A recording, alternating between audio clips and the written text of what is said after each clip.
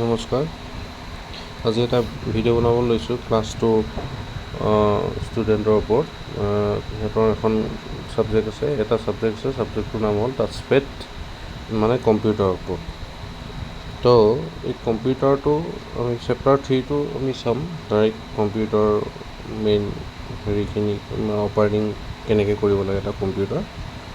তো তাৰ কাৰণে প্ৰথমতে আছে আপোনাৰ ষ্টেপ 1। ষ্টেপ 1ত কেনেকৈ আছে, আমাক ইয়াত যিটো দেখাইছে এইটো ডেস্কটপ হয়। ডেস্কটপত কি থাকে, আমাৰ এটা CPU থাকে, এইটো CPU, এইটো আমি এইটো দেখাইছোঁ, এইটো CPU বুলি কয়। আৰু এইটোক কয় আমাৰ UPS, আৰু এইটোক কয় আমাৰ মনিটৰ বুলি।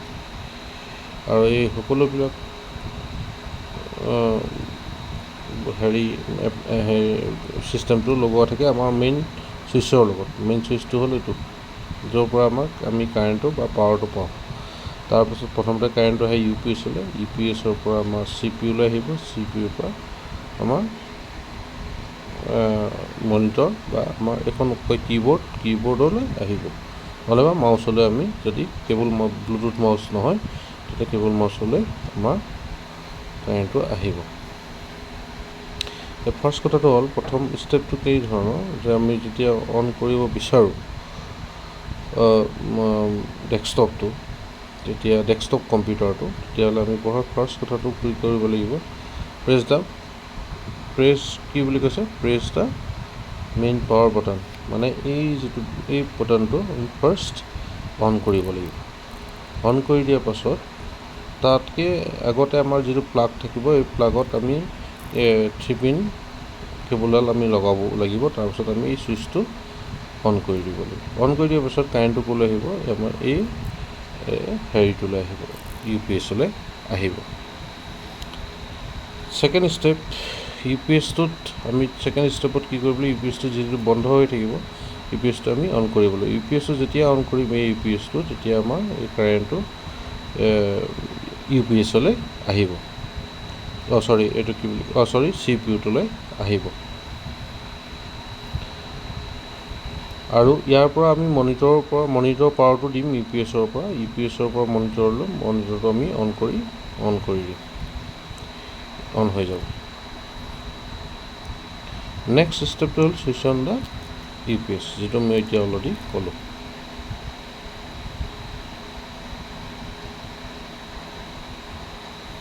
তাৰপিছত থাৰ্ড ষ্টেপটো হ'ল press power button on the CPU। তাৰপিছত ইয়াত এটা CPU, মানে চেণ্ট্ৰেল প্ৰচেছিং ইউনিট বুলি কয় এইটো, আমাৰ এইটো বস্তুক কয় চেণ্ট্ৰেল প্ৰচেছিং ইউনিট। ইয়াৰ আমি পাৱাৰ ছুইচটো টিপি দিম।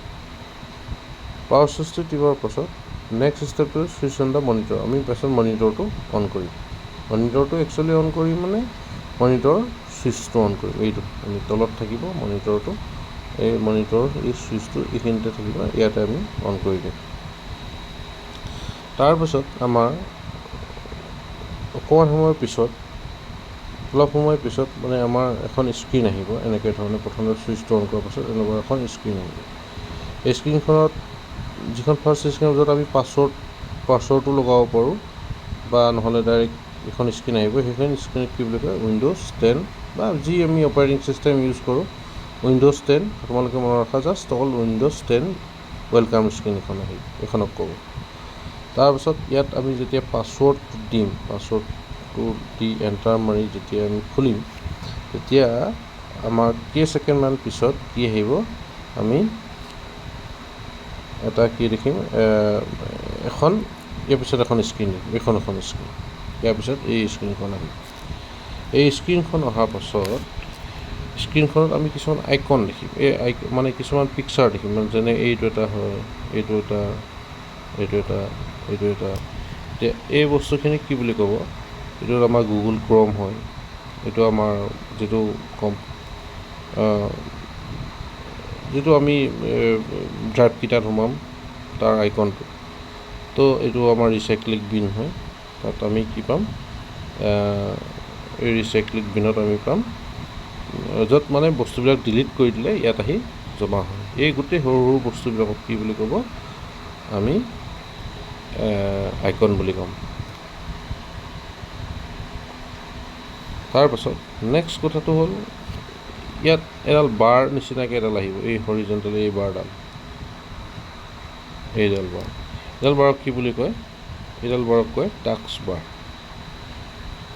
হৰিজণ্টেল মানে এই পথালিকৈ থকা, মানে তোমালোকে বুজি পোৱা যে এইটো পথালি ধৰণে থাকে, মানে এনেকৈ ধৰণে থাকে। এতিয়া আমি হৰিজণ্টেল লাইন বুলি ক'লে আমি সাধাৰণতে এইটো লাইন আমি এনেকৈ, এইডাল আমাৰ হৰিজণ্টেল হয় আৰু এইডাল আমাৰ ভাৰ্টিকেল হয়।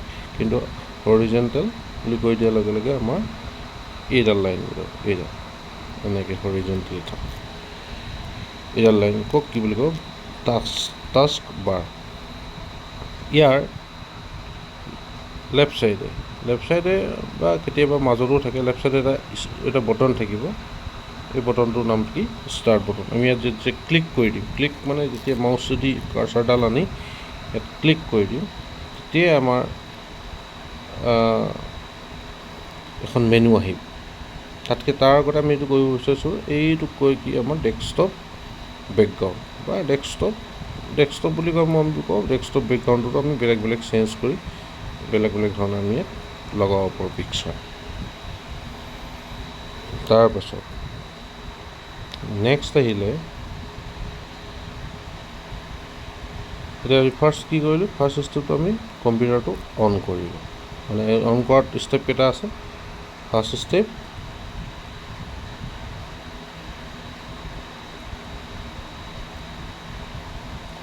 ছেকেণ্ড ষ্টেপ, থাৰ্ড ষ্টেপ আৰু ফ'ৰ্থ ষ্টেপ। আৰু এক minute, fourth step. Computer on হৈ গ'ল। এতিয়া কম্পিউটাৰটো অফ কৰিব লাগে।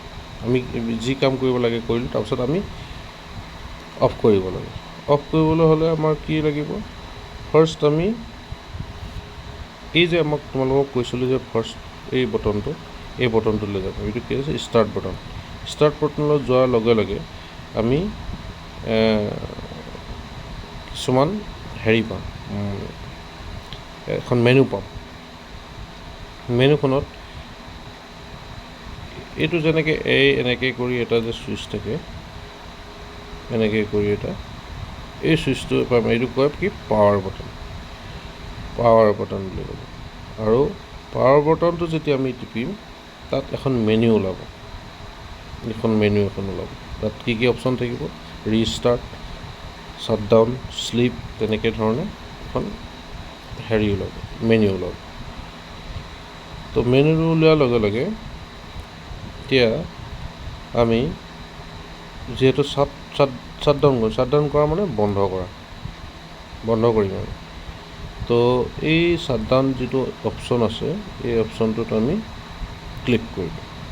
ক্লিক কৰি দিয়াৰ লগে লগে এতিয়া আমাৰ অট'মেটিক এই স্ক্ৰীণখন বন্ধ হৈ যাব। কিন্তু আমি ডেস্কটপ, আমাৰ মনিটৰটোহে বন্ধ হ'ল, শ্বাটডাউন হ'ল। কিন্তু আমি তলত মনিটৰ ইয়াৰ UPS-ৰ পৰাতো কাৰেণ্টটো পায়ে থাকিব, এইটো UPS-ৰ পৰাতো কাৰেণ্টটো পায়ে থাকিব। গতিকে আমি মনিটৰ এই ছুইচটো বন্ধ কৰি দিম। তলত যিটো ছুইচ থাকে যে সেইটো বন্ধ কৰি দিম। তাৰপিছত নেক্সট আহিম কি? আমি শ্বাটডাউন কৰা মিনিংটোৱে হ'ল যে আমি CPU-টো বন্ধ কৰিলোঁ। CPU-টো এটা ব্ৰেইন অফ দি কম্পিউটাৰ বুলি কয়। ব্ৰেইন অফ দি কম্পিউটাৰটো তাৰ ইনষ্ট্ৰাকশ্যন মতেই গোটেই কম্পিউটাৰটো চলে। প্ৰথম এইটো বন্ধ কৰি দিয়াৰ পাছত আমি মনিটৰটো বন্ধ কৰিলোঁ। মনিটৰটো বন্ধ কৰাৰ পাছত আমি UPS-টো বন্ধ কৰি দিলোঁ। UPS-টো বন্ধ কৰিলে কি হ'ব? আমাৰ ইয়াত আকৌ এইফালৰ পৰা আমাৰ কাৰেণ্ট আহি আছিলে, কাৰেণ্টটো আমি বন্ধ কৰা নাই। এই বৰ্ডখনৰ পৰা কাৰেণ্টটো আহি আছে। তো সেই কাৰেণ্টটো বন্ধ কৰিলে আমি মেইন পাৱাৰ বটনটো আমি অফ কৰি দিম। কৰি দিয়াৰ লগে লগে কি হ'ব? এই গোটেই চিষ্টেমটো আমি বন্ধ হ'ল বুলি ভাবি ল'ম। কিন্তু আমি এই প্লাগটো এৰুৱাবলৈ নাপাহৰোঁ। এই যে কোলাকৈ আছে যে এইডাল ৱায়াৰডাল আমি এৰুৱাই থ'ব লাগিব। তো এৰুৱাই থৈ এইটোক আমি অফ কৰিলোঁ, মানে শ্বাটডাউন কৰিলোঁ বুলি আমি ধৰিলোঁ। তো আমি ফাৰ্ষ্ট ষ্টেপত পালোঁ যে হেৰি অন কৰিবলৈ কাৰণে আপোনাৰ ষ্টেপ, তোমালোকৰ ষ্টেপ কেইটা আছে, 4টা আছে, আৰু অফ কৰিবলৈ কাৰণে, শ্বাটডাউন কৰিবৰ কাৰণে ষ্টেপ 5টা আছে। এইকেইটা মনত ৰাখিবা তোমালোকে, আৰু এনেকৈ ধৰণে মনত ৰাখিলে তোমালোকে এটা কম্পিউটাৰ ভাল ধৰণে অপাৰেট কৰিব পাৰিব বা চলাব পাৰিব। ঠিক আছে, থেংক ইউ।